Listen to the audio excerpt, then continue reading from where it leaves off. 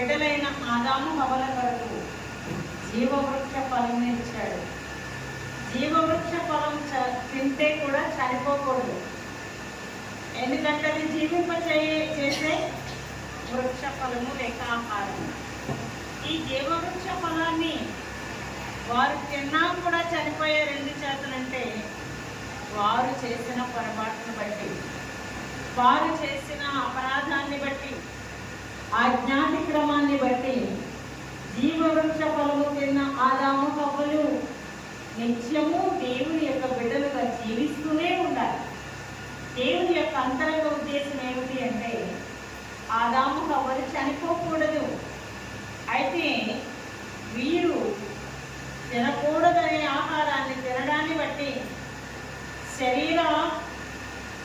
ఏ శరీరమో దేవుడు వీరికి రహస్యం చెప్పకపోయినా వీరు చేసిన పొరపాటును బట్టి మీరు మహిమ గలవారు కారు, మీరు మహిమతో జన్మించలేదు, మీరు నా కొడుకే అనుకుంటున్నారు కానీ నా వలే మహిమ అంతస్తు కలిగిన వారు కారు, మీరు మట్టివారు అని చెప్పారు. వాళ్ళు దేవుని ఆజ్ఞను అతిక్రమించే వరకు వీళ్ళు మంటలో చేయబడ్డారని వీళ్ళకి తెలియదు. దేవుడు రహస్యంగా ఉంచాడు. మహిమ గలవారుగానే మహిమ దేవుని యొక్క చెంత చల్లపోటున కూర్చుని ముచ్చట్లాడే మురిసిపోతూ ఉండే గొప్ప అనుభవాన్ని కలిగి ఉన్నారు. అందుకే అయ్యగారు అంటారు కదా, రాత్రియు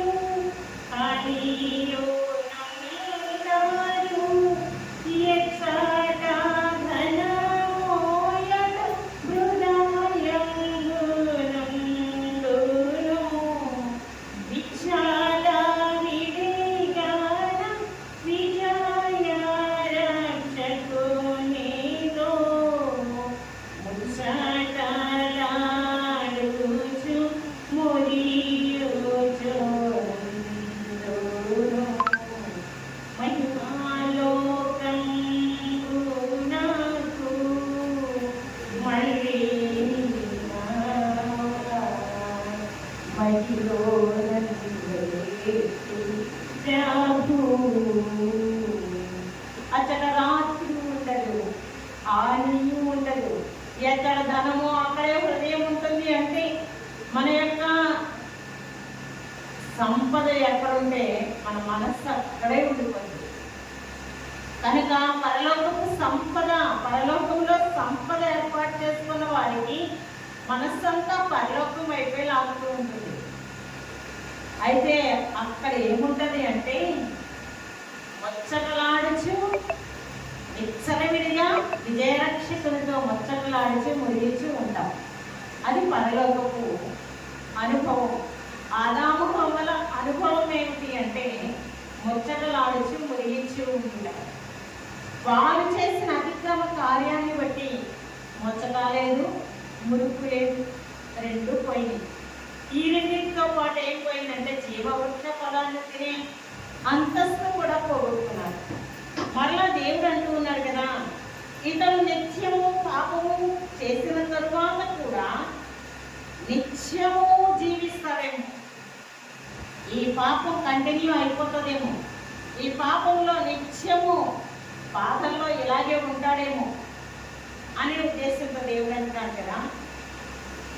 అప్పుడు ఆయన ఆదామును వెళ్ళగొట్టి 3వ అధ్యాయం 24 ఏదైనా తాటుకు తూర్పు దిక్కున కెరూబులను జీవవృక్షమునకు పోవు మార్గమునకు అటు ఇటు అటు తిరుగుచున్న ఖడ్గజ్వాలలను నిలవబెట్టెను. ఎందుకు ఇలాగ ఖడ్గజ్వాలలను నిలవబెట్టాడు అంటే ఆయన 22వ అధ్యాయం 22వ వచనం చూద్దాం. అదే అధ్యాయం 3వ అధ్యాయం.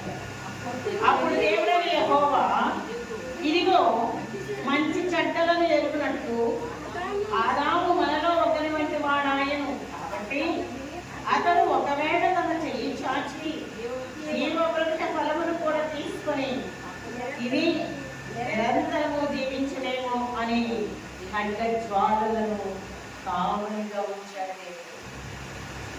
మరలా జీవవృక్ష ఫలాలను తింటూ నిరంతరము ఈ పాపి జీవించకూడదు.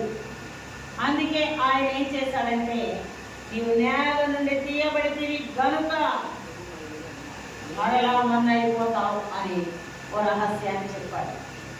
ప్రియ విశ్వాసులారా, ఈ లోకంలోనికి పాపం ఎలా ప్రవేశించింది అంటే తిండి ద్వారా ప్రవేశించింది. తిండే పాపాన్ని తెచ్చింది. తిండి వల్ల గ్లామర్ వస్తుంది, జబ్బు వస్తుంది. మనం తినాల్సిందేదో తింటే దానివల్ల వయస్సుకు మించిన అందం ఉంటుంది. ఒకవేళ తినకూడని విస్తారంగా తినేస్తుంటే వయస్సుకు మించిన వికారం ఉంటుంది. ఆకారం తెచ్చుకున్నా వికారం తెచ్చుకున్నా దేనివల్ల అంటే తిండి వల్లే. అయితే ఇక్కడ దేవుడు శ్రేష్టమైన దేవుని రూపాన్ని ఇస్తే సాతాను రూపానికి మారిపోయారు. ఆకారం కలిగిన వారు వికారంగా మారిపోయారు. ఇలాగూ కారణం ఏమిటి అంటే దేవుడు ఇచ్చిన ప్రేమ గల ఆహారాన్ని వదిలి దేని తిన్నారు. దేవుడు మన్నాని ఇస్తున్నాడు. మాంసపు కుండల యొద్ద ఎలా చావలేదు. దేవునికి ఏమి ఇష్టం లేదు అంటే విడిచి వచ్చిన ఐగుప్తును జ్ఞాపకం చేసుకోవడానికి దేవుడికి ఇష్టం లేదు. ఐగుప్తు దేశంలో మాంసపు కుండల యొద్ద వండుకుంటూ ఉన్నప్పుడు అక్కడ చావకపోతేనేమి అంటున్నారు. ఎక్కడ చావాలంట? మాంసపు కుండల యొద్ద చావాలి. కానీ మాంసం తిన్న రోజు మాంసం వచ్చేస్తుందా చచ్చిపోతే? ఆ రోజు చచ్చిపోయినా బాగుంది కదా, ఇక్కడ మాకు మాంసం లేదు అన్నారు. ఏది ఇవ్వాలో, ఏ సమయానికి ఏది అందించాలో దేవునికి తెలుసు. కానీ ఆహారం కొరకు ఆతురపడ్డారు, తహతహలాడిపోయారు. ఆహారమే కావాలి. ప్రియ విశ్వాసులారా, దేవుని నడిపింపుని గుర్తించడం లేదు, దేవుని ఉపకార నామాన్ని స్థితించడం లేదు, దేవుని ఎంతగా ఘనపరచాలో ఆయన ఘన కార్యములను గురించి వారు జ్ఞాపకం చేసుకొని ఆయన ఘనపరచడం లేదు. కానీ ఏం చేస్తున్నారు? ఆకలి ఆకలి ఆకలి. మాంసపు కుండల యొక్క చేస్తే బాగుండేది, అయితే మాంసము లేదు మాకు అని కేకలు వేశారు. అందువల్ల దేవుడు చాలా వరకు అసహించుకున్నారు. తిండి వల్లే కదా ఇల్లు తిప్పలు తెచ్చింది అమ్మమ్మ గారు. ఇంత తెలిసి కూడా వాళ్ళ తిండికి ఆత్రపడిచి ఉన్నారని. అయినప్పటికీ ఆయన పస్తులించే వాడు కాదు కనుక ఆ కాంస్యమును తెరచి మన్నాను కురిపించినట్టుగా మనం చూస్తూ ఉన్నాం. మన్నా ఇది శ్రేష్టమైన ఆహారము, దేవదూతల ఆహారము, చావు రానియని ఆహారము. దేవుని యొక్క అంతరంగ ఉద్దేశము ఆదాము హవ్వలు మంటివారని తెలియచేయకూడదు, మరణము లేకుండా ఉంచాలి అని. కానీ మానవుడు స్వయంకృత అపరాధంతో మంటివాడని తెలుసుకున్నాడు. అంతేకాకుండా దేవుడు రహస్యాన్ని చెప్పేశాడు, అరే బాబు నీవు మాత్రం నేల మంటి నుండి తీయబడ్డావు, మన్నే కనుక మన్నైపోతావు, నీకు మరణ శిక్ష ఎప్పుడు కలిగింది అంటే ఆజ్ఞను అతిక్రమించిన తర్వాతే దేవుడు చెప్పాడు. నిశ్చయముగా చస్తావు ఎప్పుడు అంటే ఆజ్ఞ అతిక్రమిస్తే, లేకపోతే నువ్వు చావు లేదన్నట్టేగా. ప్రియ విశ్వాసులారా, ఆ మీదట ఇశ్రాయేలీలకు కూడా దేవదూతల ఆహారము దేని కొరకు అంటే వారందరూ కూడా ఐగుప్తు దేశంలో బయలుదేరిన వారందరూ కూడా కనాను పాలుకేళ్ళు ప్రవహించే దేశం వరకు చావు లేకుండా ఉండాలి.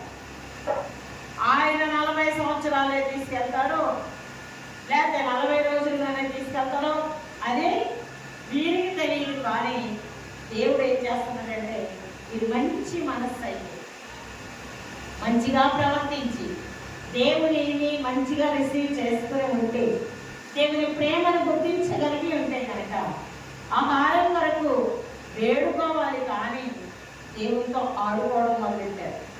దేవుణ్ణి వాడుకోవడం ఎలాగంటే, ఆయన్ని ఆడుకోవడం కంటే కూడా ఏం చెప్పచ్చు అంటే దేవుణ్ణి ప్రియ విశ్వాసులారా భయంకరంగా వేధించాడు. నువ్వు తీసుకొచ్చావు, నీ బాధ్యత. చాలా మంది పిల్లలు మాట్లాడే మాటలు చూస్తే చాలా విపరీతంగా అనిపిస్తారు. కొంతమంది పిల్లలు ఎందుకు అన్నావు అనే పిల్లలు ఉన్నారు, మనకు తెలిసే. లేకపోతే పెంచాల్సిన బాధ్యత ఉంది కాబట్టి పెంచు అని విపరీతమైన మాటలు ఉల్టా సమాధానం చెప్పేవాడు ఉన్నారు. వేపాన్స్ ఇచ్చే పిల్లలంటే తల్లిదండ్రులకే కాదు, టీచర్స్కి కూడా ఇష్టం ఉంటుంది, బంధువులకు కూడా ఇష్టం ఉంటుంది వేపాన్స్ ఇవ్వకూడదు. కానీ వేపాన్స్ ఇచ్చేవారిని లేక రెస్పెక్ట్ లేకుండా మాట్లాడేవారిని ఈ లోకంలో ఉన్న తల్లిదండ్రులే సహించలేకపోతున్నారు. మహాపరిశుద్ధుడు దేవాది దేవుడు ఆయన్ని వేపాన్స్ ఇవ్వడం, అంతేకాకుండా ముఖ్యంగా ఆయనను తిరస్కారంగా మాట్లాడడం. నువ్వు తీసుకొచ్చావు ఎందుకు తినిపించవు, నువ్వు తీసుకొచ్చావు ఎందుకు పెట్టవు, నువ్వు తీసుకొచ్చావు ఎందుకు నన్ను పోషించవు అని నాయకుల మీద అలాగే దేవుడి మీద కూడా దేవా చేశారు, వ్యతిరేకంగా మాట్లాడారు. కనుక మొన్న వారు గుర్తించబడినప్పటికీ అందుకే యోహాను సువార్త 6వ అధ్యాయంలో ఉంటాడు కదా, 47వ వచనం నుండి మనం చదువుకుంటే మీ పితరులు అరణ్యంలో మన్నాను తినినను చనిపోయేది, మీరు చావకుండునట్లు పరలోకము నుండి దిగి వచ్చిన జీవాహారమును నేనే అంటూ నాది తప్పు. మీ పితరులు మన్నాను తినినను చనిపోయేది అన్న మాటకు అర్థం ఏంటి అంటే, మన్నా తిన్నవాడు చనిపోకూడదు, మన్నా తిన్నవాడు ఏమాత్రము కూడా మన్నైపోకూడదు. మన్నా తిని మన్నైపోయినా ఈ ప్రజలను మనం చేస్తూ ఉన్నాం. ఎందుకు అంటే ఏ సమయానికి దేవుడు ఏ ఉపకారం చెయ్యాలో కానీ కప్పలు రాజయ్య ప్రభా అని ఏమైనా చెప్పారు వాళ్ళు మా పక్షంగా నీకు వాళ్ళ మీదకి పేరు రాజయ్య ప్రభా, ఏగలు రాజయ్య ప్రభా, వాళ్ళనే బాగా శిక్షించి ప్రభా అని ఏమైనా ప్రార్థన చేశారు వీళ్ళు. ఎవరికి తెలియదు, ఇశ్రాయేలీయులకు తెలియదు. కానీ దేవుడు తన ప్రజల పక్షంగా ఎలా యుద్ధం చేయాలో అలా యుద్ధం చేస్తూ ఉన్నాడు. ఎలాగ శిక్షించాలో అలాగూ సాతాను క్రియలను సాతాను అనుచరులను మన పక్షంగా యుద్ధం చేసి మనల్ని సంరక్షిస్తూనే ఉన్నారు. తన ప్రజల పక్షంగా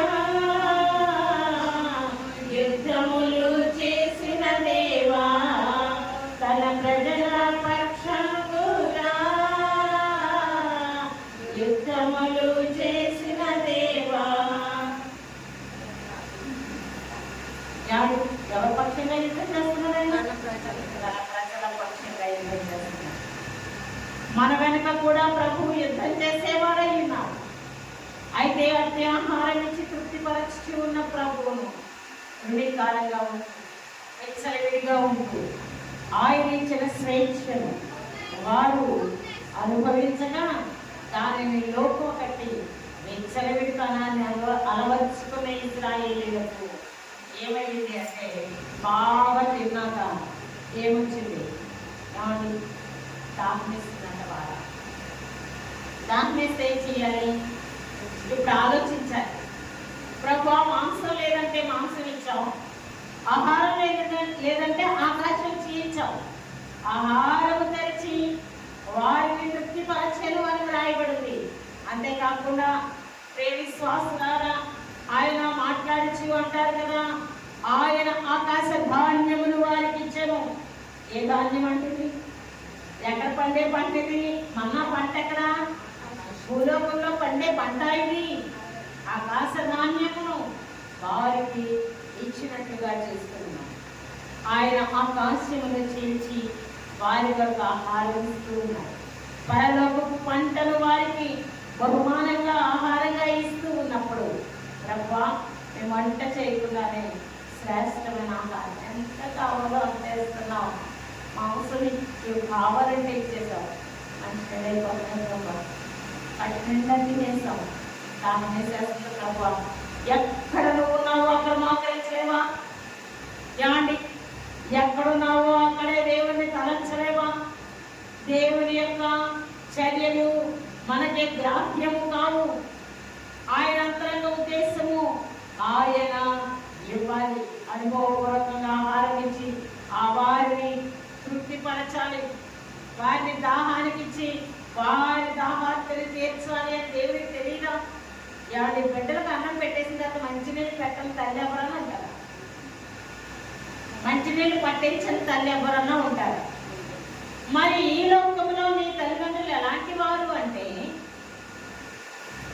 చెడ్డవారు అని యేసు ప్రభు చెప్పేశారు. ఎలాంటి చెడ్డవారు అయినప్పటికీ ఏమిస్తారు? గుడ్డును అడిగితే దేవుడిచ్చిన, చేపను అడిగితే పామునిచ్చిన. మరి నీ తల్లిదండ్రులు చెడ్డవారయ్యుండి మంచి ఈవులను ఇస్తూ ఉంటే పరలోకపు తండ్రి నేను శ్రేష్ఠుడను, శ్రేష్టమైన పదార్థాలు ఇవ్వనా అని దేవుడు తెలియజేస్తాడు. మనకి ఏం తినాలి ఏం త్రాగాలనే చింత అక్కర్లేదు.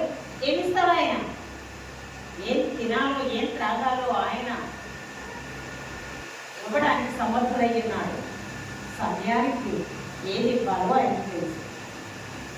మరి అలాంటప్పుడు వారు ఏం చెయ్యాలి అంటే ఖచ్చితంగా ప్రభువాన్ని మోకరించాలి. ఆపద వచ్చినప్పుడు వారి దగ్గరికి మీ దగ్గరికి వెళ్ళి కన్నీళ్ళు కాల్చడం మనకు అలవాటు. అవునా కదా? ఇది ఎప్పటి నుంచి వచ్చిందంటారు? వారి దగ్గర మీ దగ్గర కన్నీళ్ళు కాల్చడం ఫ్రమ్ ద బిగినింగ్ నుంచి ఉంది.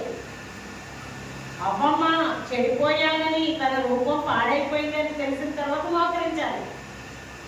ప్రభా నేను ఇలా అయిపోయాను, నా భర్త చూస్తే ఏమంటాడు అన్నాడు.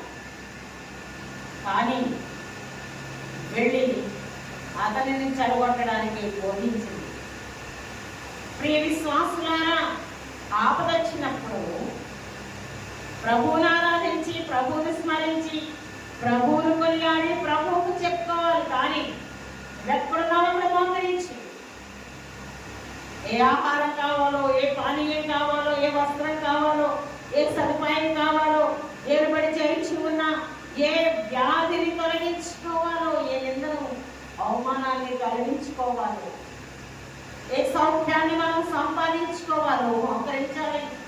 శ్రీ ఎం దేవదాసయ్య గారు మనకు రాసిన పాటలో అంటారు కదా, మోకరించరాదా మన దేవుని ఎదుట, మోకరించరాదా.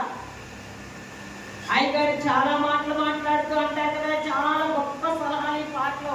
చేరి జీవించడనే కీర్తనలో అంటారు కదా, చేసి చూడరాదా, ఆని ఉండరాదా దైవ గ్రంథం మీద. దేని మీద అనుకుంటున్నావేమో? లోకం మీద అనుకుంటున్నావా? ఇరుగు పొరుగు వారి మీద అనుకుంటున్నావా? దేని మీద ఆనుకుని ఆధారపడి ఎవరినో మనము ఎంతేవా చేయొచ్చు, నిద్ర వేయచ్చు ఉన్నామా? అది తల్లిదండ్రులైనా, మన బిడ్డలైనా, రక్త సంబంధులైనా, ఇరుగు పొరుగు వారైనా కానీ ఎంతేవా చేసే అనుభవం కాదు. కానీ యేసయ్య దగ్గర మోకరించే అనుభవాన్ని సంపాదించుకోవాలి. ఈ 17వ అధ్యాయంలో సడుకోవడం ప్రారంభించారు. మామూలు సడుగులు అంటారైతే ఏమంటారు ఇక్కడ?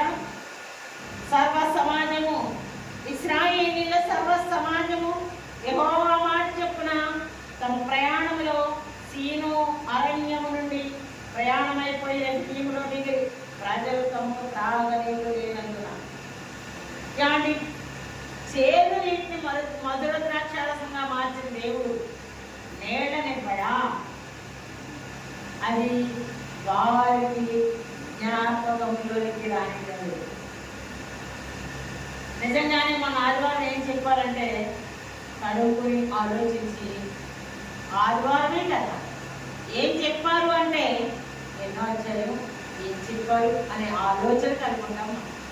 తొందరగా ఏం రాదనమాట జ్ఞాపకానికి.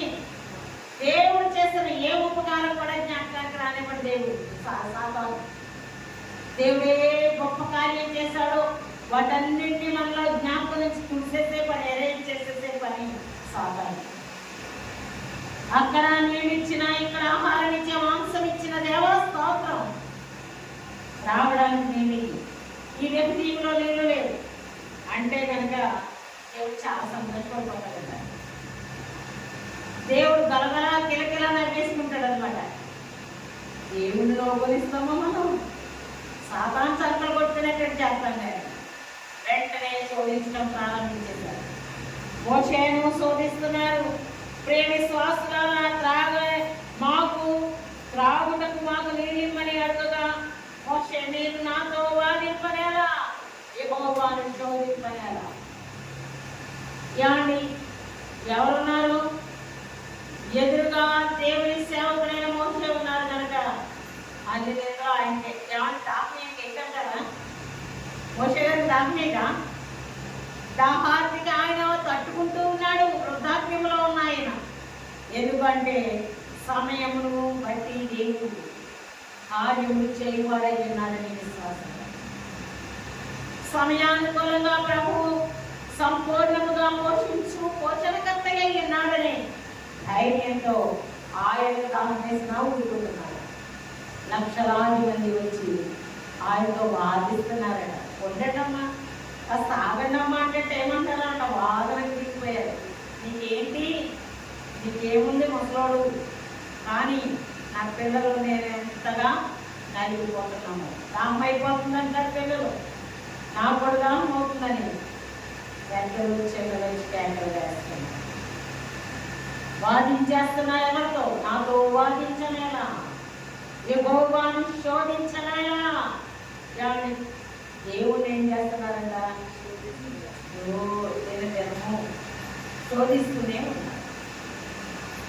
అందుకే దేవుడు అంటున్నాడు కదా, ప్రభా వీళ్ళ దాహానికి నేనేం చెయ్యాలి? వీళ్ళ రాళ్ళతో కూడా చంపేస్తాను. యాని మోసగారికి ఏమొచ్చింది? భయం వచ్చింది.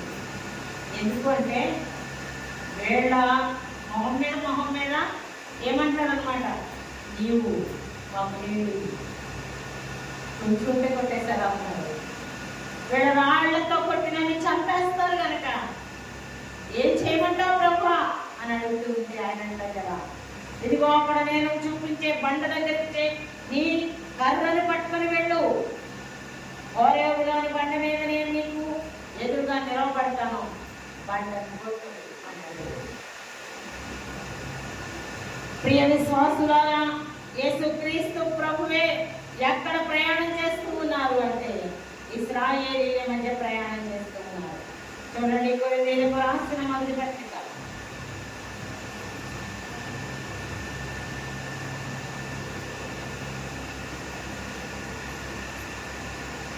10వ అధ్యాయంలో మొదటి నుంచి చూద్దాం. సహోదరులారా, ఈ సంగతికి మీకు తెలియకుండా నాకు ఇష్టం లేదు.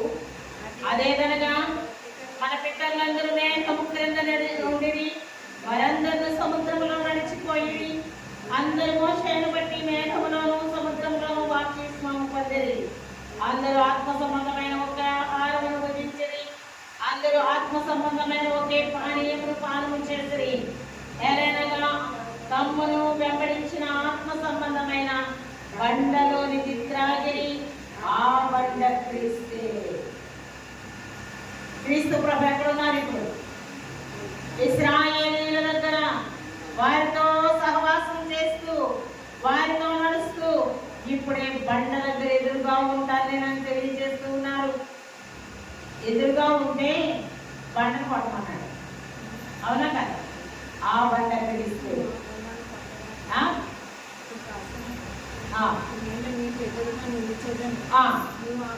నీవు ఆ బండను పట్టగా ప్రజలు త్రాగుటకు దానిలో నుండి నీళ్లు బయలుదేరినని మోషేతో సెలవీయగా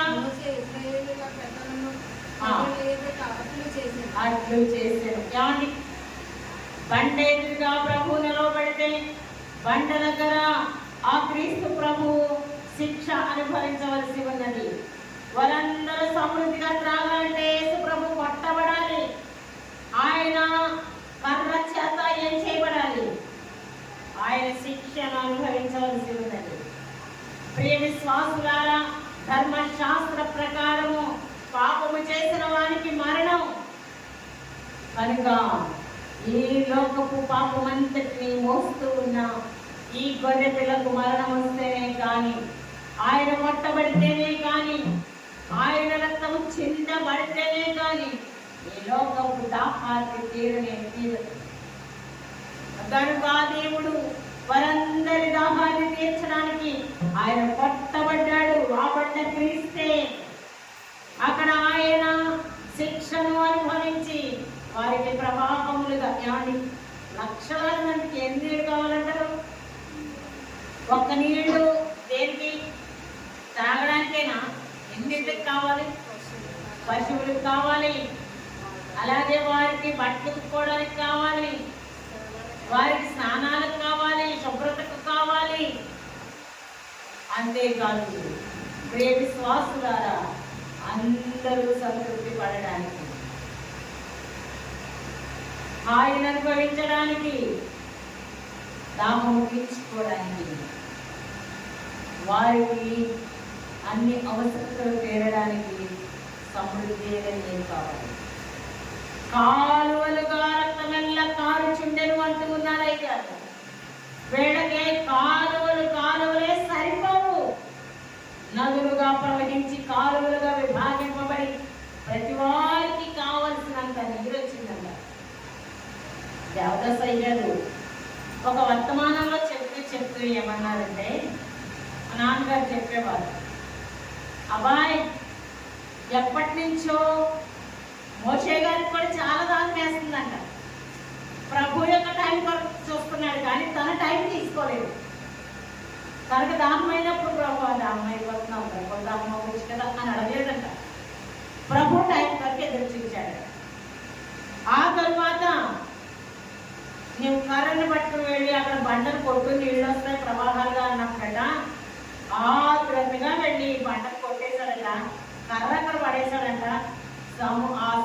శుభ్రంగా గట గట గట గట నీళ్ళు తాగేశాడు. కడుపు నిండా తాగితే ఎక్కడ వెళ్ళాడట. ప్రియ విశ్వాసులారా, లోకమంతటికి దేవుడు తన రక్తాన్ని కాచి తమూల్య రక్తము ద్వారా మనల్ని విమోచించుచున్నాడు. ఏ తిండికి మీరు ఆత్రపడి తిండి కావాలి అన్నారో, ఏ తిండి వలన ఈ లోకానికి పాపం తెచ్చిందో అమ్మగారు, ఆ తిండి అని క్రీస్తు ప్రభు మారిపోవడానికి లోకానికి వచ్చామన్నారు. పరలోకము నుండి వచ్చిన జీవాహారమును మన్నాను తిన్నలో చనిపోయేది కానీ నా శరీరము తిని నన్ను త్రాగువా, నా రక్తము త్రాగు ప్రతివాడును ఎన్నటికి చావడు. ఏ ఆహారం ఇది? ఏ తిండి కొరకు తన అంతస్తును పోగొట్టుకున్నారో, ఏ తిండి కొరకు తన జీవాన్ని అరణ్యంలో విడిచిపెట్టవలసి వచ్చిందో ఇశ్రాయేలీయులు, ఆ తిండి వలె యేసు ప్రభువు జన్మించాడు. ఈ లోకము చాలా రమ్యంగా ఉంది. ఈ లోకపు హావభావాలు బాగున్నాయి. ఈ లోకం సృష్టించుకున్నాను, ఈ లోకంలో ఎంజాయ్ చేద్దాం, ఈ లోకాన్ని అనుభవిద్దామని ఈ లోకానికి యేసు ప్రభు రాలేదు. ఎందుకు వచ్చారు అంటే, ఏ తిండి వల్ల అంతస్తు పోగొట్టుకున్నారో ఆ తిండిగా మారి అంతస్తుని ఇవ్వాలని. ఏం తిండిస్తాడు ఆయన అంటే, ఇది నా శరీరం పుచ్చుకొని తినండి, ఇది నా రక్తం పుచ్చుకొని త్రాగు అంటున్నారు. ఆ తిండి తింటేవేనట పరలోక రాజ్యమునకు వారసులం కాగలరు. ప్రియ విశ్వాసులారా, తినువాడు ఎన్నటికీ చనిపోడు. శరీర మరణం ఎవరికైనా ఉంది కానీ ఆత్మీయ మరణం లేకుండా ఉండాలంటే ప్రభువుని తిని త్రాగాలి. ఎంత హాయిగా తినేశారు, ఎంత హాయిగా త్రాగేశారు. ఎవరిని కొట్టడాన్ని బట్టి? యేసు ప్రభువుని కొట్టడాన్ని బట్టి, ఆ బండ క్రీస్తయ్యను కొట్టడాన్ని బట్టి వచ్చిన ప్రవాహమే మనల్ని ఈ రోజు కూడా కనిపిస్తుంది. ఈ రెండు తినాలని ఆశ కలలేదు. జీవ వృక్ష ఫలం తినాలని ఆశ దేవుడు ఎవరు క్రైస్తవుడు అన్న వాడికి ఎవరు ఛాన్స్. అలాగే మొన్న ఇశ్రాయేలీయులు పోగొట్టేస్తారు ఛాన్స్. బాగా తిన్నారు, ఆ టైంలో పుట్టిన బాగుంది. ఇలాంటి ఆశ ఆనందము ప్రతి వారికి ఉంటుంది. అయితే దేవుడు అన్యాయస్తుడు కాదు. చూడండి 7వ అధ్యాయం ప్రకటన గ్రంథం. దేవుడు అన్యాయస్తుడు కాదు, ప్రతి వారి కోరికను తీర్చువాడు. ఆయన ప్రతి జీవి కోరికను తీర్చే దేవుడై ఉన్నాడు కనుక ఆయన అంటాడు కదా, 2వ అధ్యాయంలో అధ్యాయం 2 పరమాత్మ జ్ఞాని అనే యోహాను రాసిన ప్రకటన గ్రంథము 2వ అధ్యాయంలో 7వ వచనం చూద్దాం. చెవి గలవాడు ఆత్మ సంఘములతో చెప్పుచున్న మాట వినుగాక. జై పుష్పానికి దేవుని పరదేశంలో ఉన్న జీవ వృక్ష ఫలమును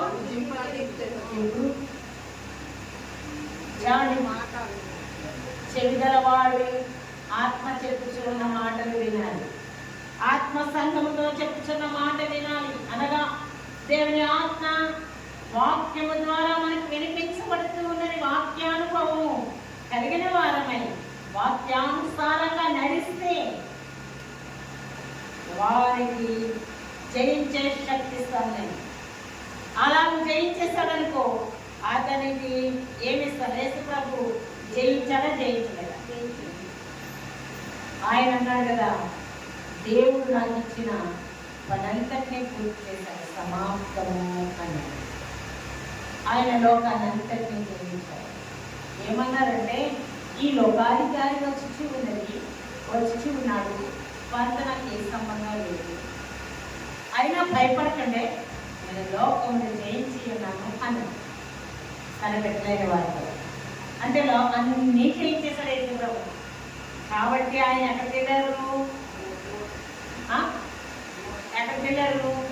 నేడే నీవు నాతో కూడా పరవయసులో ఉంటావని చెప్పలేదా? అంటే యేసుప్రభు ఎక్కడికి వెళ్ళారనమాట? పరదేశంలోకి వెళ్ళారు. ఆయన పరదేశంలోకి వెళ్ళేటప్పటికీ అక్కడ ఏముంటాయి? ఇదిగో జయించడానికి దేవుని పరదేశంలో ఉన్న జీవ వృక్ష ఫలములను, అంటే మన పితామహులు ఏ ఆహారం తింటున్నారు ఇప్పుడు?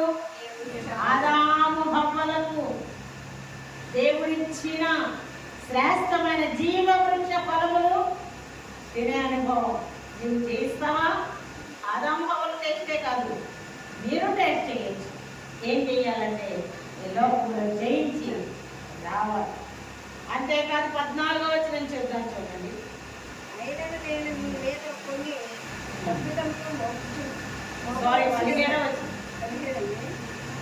సంఘములతో ఆత్మ చెప్పుచున్న మాట చెవిగల వాడు వినుగాక.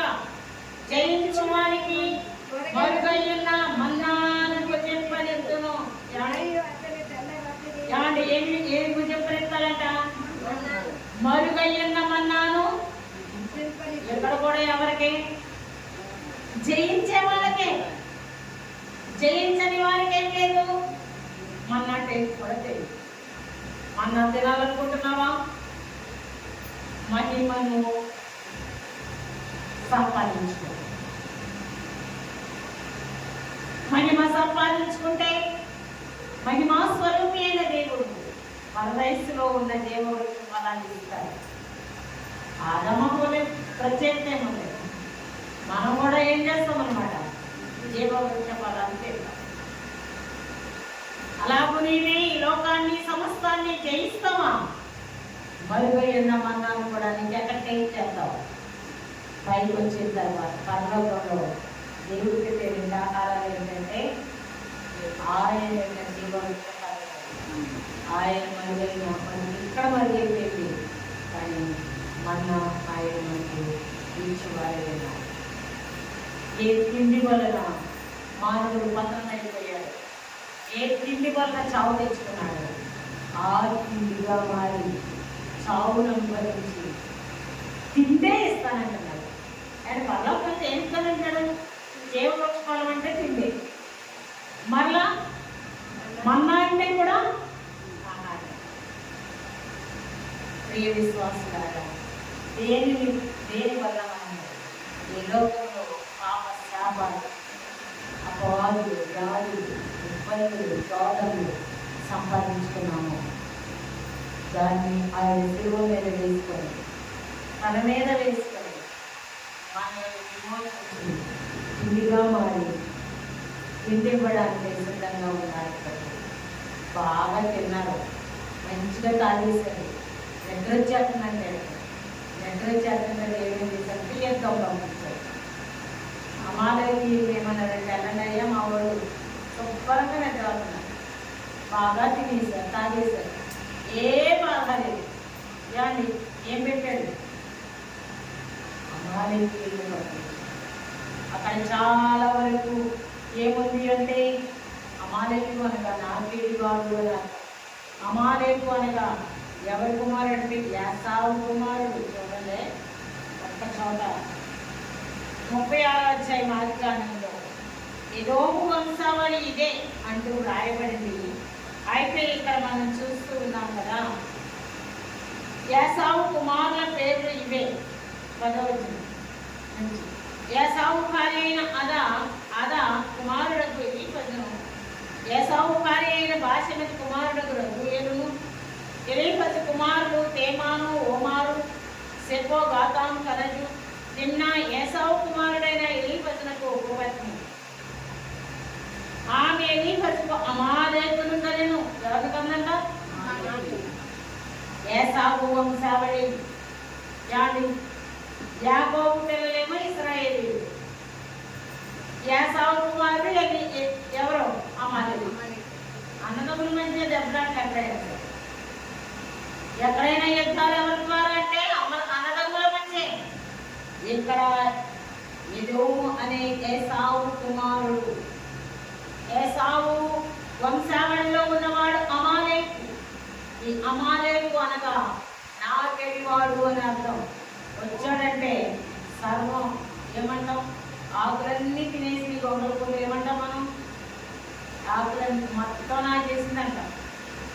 అంటే ఇశ్రాయేలీల మధ్యకి వస్తే అందరినీ నాకి పారేస్తాడన్నమాట. ఒక్కరిని కూడా మిగలకుండా చేసేవాడు అమాలేకుడు.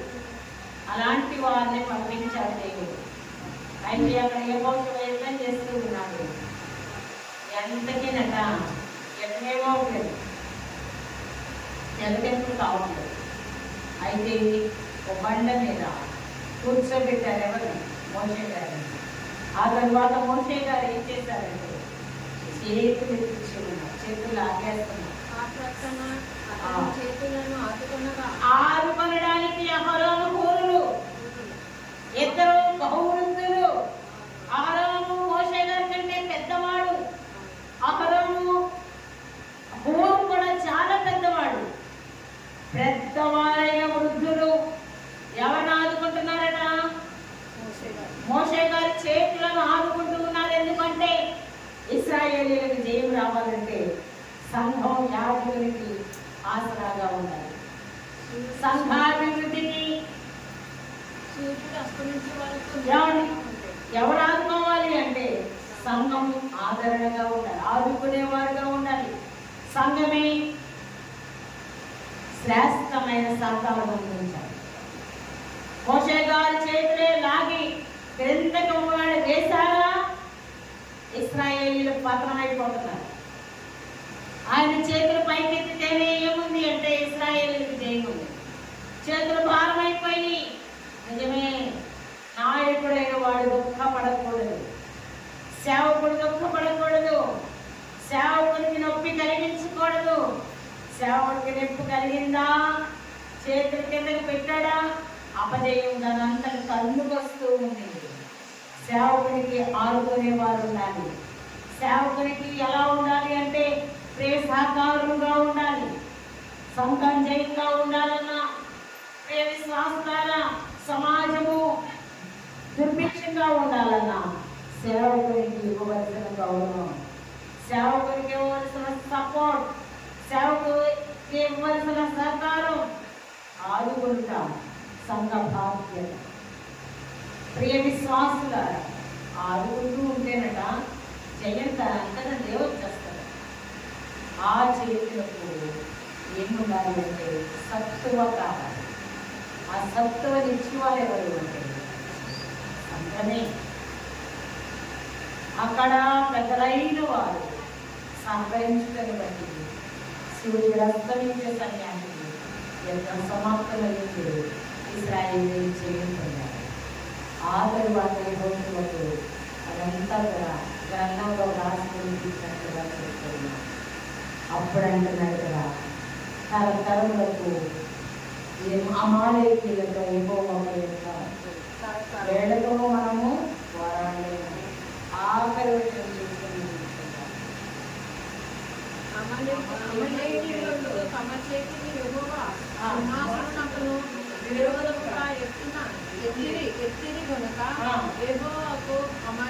ఇశ్రాయేలీయులతో తరతరముల వరకు యుద్ధమనేను. తరువాత మోషే ఒక బలిపీఠము కట్టి దానికి యెహోవా నిస్సి అని పేరు పెట్టి, అమాలేకీయులు తమ చేతిని యెహోవా సింహాసనములకు విరోధముగా ఎత్తిరి కనుక యెహోవాకు అమాలేకీయులతో తరతరములకు యుద్ధమనెను. ఏమండి, ఎంత వరకు గ్రహించారు అంటే, ఇక ఈ అమాలేకీయులు వస్తే మేమేం చేయలేదు, పెద్ద చేయలేదు. అంత కఠినుడు, అంత బలాఢ్యుడు, అంత క్రూరుడు. కాబట్టి ఈ అమాలేకీయులతో ఇశ్రాయేలీయుల మీద మేమైతే చేయలేము. కనుక సమర్పణ ఏమిటి అంటే, తరతరముల వరకు అమాలేకీయుడు ఎవరైనా వచ్చాడా, యెహోవాయే యుద్ధం చేయాలి, మేము చేయలేము. సమర్పించేస్తున్నారు, భారం ప్రభువు మీద వేశారు. అందుకే ప్రియ విశ్వాసలారా, వారు యెహోవా మీద మోపు, ఆయన నీ ఉద్దేశంలో సంప్రదించుకోండి. మనము మన పనుల భారాన్ని మనం మోస్తున్నాం అనుకుంటాం, కానీ ప్రభువు మీద మోపినట్లయితే ఘనమైన మన ఉద్దేశంలో ఘనమైనది ఆయన సంప్రదించేవారు. అటు దీవెన కూడిన మనకెళ్ళవచ్చు. సమర్పించుకొని ప్రభువును సమర్థిస్తూ ప్రభువుపైనే ఆనుకొని ముందుకు కొనసాగించి వివాహాలను అనుభవించగలిగే ధన్యత, రెండు కుమార్తె వరుస, జయించే భాగ్యము, మన్నాను జీవవృక్ష ఫలములను గురించే ఆధిక్యత కూడిన మనకెళ్ళవచ్చు. సాతానుతో ఎప్పుడూ మన పక్షంగా ప్రభువే యుద్ధము చేసి అన్ని విషయాల్లో మనం జయింపచేయను కాక. భావయుక్తమైన మా యేసు రాజ్యాన్ని వందనాలు. నీ వాక్యం మాలోని మహిమార్థమై ఫలింప చేయమని యేసు నామంలో వేడుకొంచున్నాము తండ్రి.